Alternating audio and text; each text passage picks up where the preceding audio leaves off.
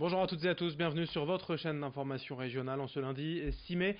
Voici le journal complet de la rédaction. Voici d'abord vos prévisions météo avec encore et toujours un temps agité et perturbé. Alternance de nuages et d'averses, mais aussi d'un peu de soleil aujourd'hui. Selon les endroits, de Dunkerque au Touquet, de Saint-Omer à la métropole lilloise, on passera un peu par tous les états aujourd'hui. Parfois du soleil, parfois des averses de pluie. On ne manquera pas d'en reparler avec les prévisions météo complètes juste après ce journal pour bien identifier les prévisions près de chez vous. Notez tout de même que pour les températures, assez peu d'amélioration en vue en ce début de semaine. 13 degrés à Lille aujourd'hui, 12 à Calais et à Saint-Omer, 11 degrés à Boulogne et à Dunkerque. La météo complète après ce journal.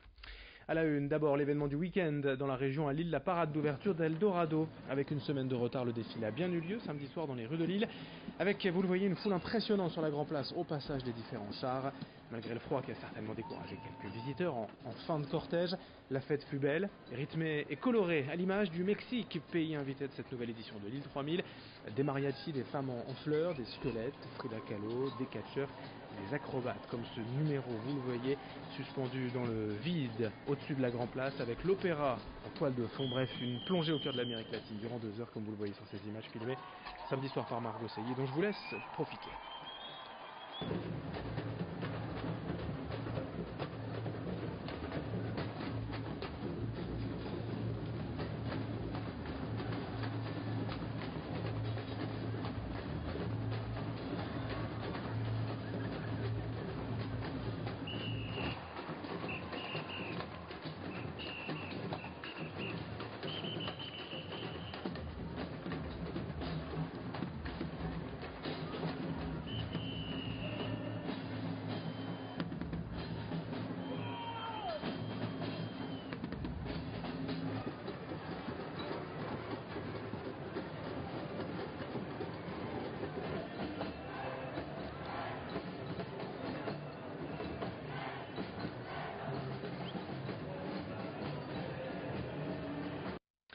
Eldorado continue bien évidemment dans la métropole lilloise, mais aussi par endroits dans la région. On en parlera dans nos prochaines éditions. Toutes sortes d'événements, d'expositions à voir durant les prochaines semaines et prochains mois pour cette nouvelle édition de Lille 3000. On enchaîne avec toute autre chose dans l'actualité régionale pour évoquer les difficultés des personnels des hôpitaux. Depuis plusieurs mois, les syndicats dénoncent un manque de moyens, que ce soit humain ou matériel.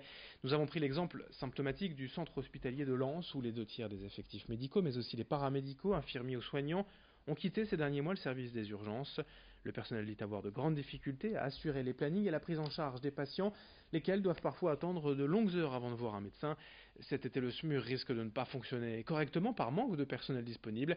Explication avec un infirmier urgentiste délégué CGT au micro de Margot Seilly. Ce qui a fait partir les médecins, c'est évidemment la baisse du nombre de lits qui, depuis des années et des années, empoisonne la vie de ceux qui y travaillent. Et on se retrouve avec des patients qui restent 24-48 heures aux urgences, dont on n'a aucune solution pour assurer leur suivi hospitalier. Et résultat des courses, les gens ont peur pour leur diplôme parce que un malade qui stagne aux urgences, c'est un malade, on a peur d'oublier de faire l'examen essentiel, on a peur de l'oublier et que ce soit délétère pour ce patient. Donc résultat des courses, les gens ont peur et sont partis. On parle d'emploi aussi dans ce journal avec des opportunités de recrutement chez NAT, Nord Avenir Technologie, entreprise spécialisée en détection de réseaux et géoréférencement. Le siège social est à Seclin, près de Lille. Créée en 2016, la société continue son expansion. Elle vient d'ouvrir 6 agences en France et NAT va également s'élargir au niveau régional. L'entreprise a donc besoin de main-d'œuvre, entre autres des chargés de détection et de topographie.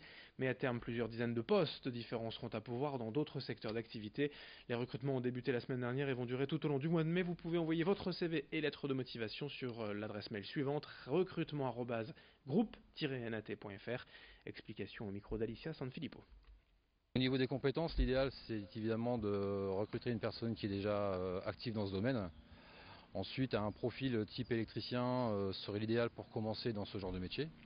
Après, on est ouvert à tout type de profil. L'essentiel, c'est la motivation, le savoir-être également, c'est très important.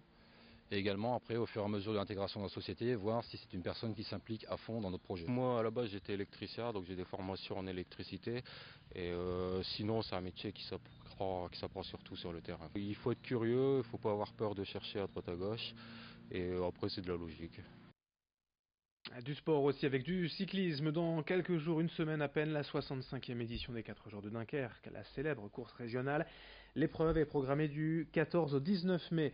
La présentation officielle avait lieu il y a quelques jours à Dunkerque. Au programme, 6 étapes couvrant près de 1100 km à travers les Hauts-de-France, du Nord à l'Aisne, de la Somme au Pas-de-Calais. 18 équipes inscrites pour succéder au Belge Dimitri Claes de l'équipe Cofidis vainqueur l'an dernier.